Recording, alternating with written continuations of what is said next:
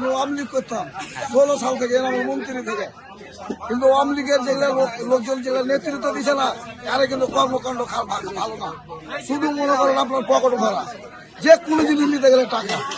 আমার লাইফে আমি 25 বছর থাকলাম, আমি বিএনপি ছিলাম, পুরো মানে সিদ্ধান্ত পাইনি, ভালো পাইনি, আমি জামাতে দলে ভালো পাইছি, আমি সেখানে আমি ভর্তি হয়েছি। ছিলাম বিএনপি, এখন জামাতে যোগ দিলাম, কোরআনের আলোতে যোগ, অন্ধকার থেকে আলো দিকে বাড়িয়ে এলাম।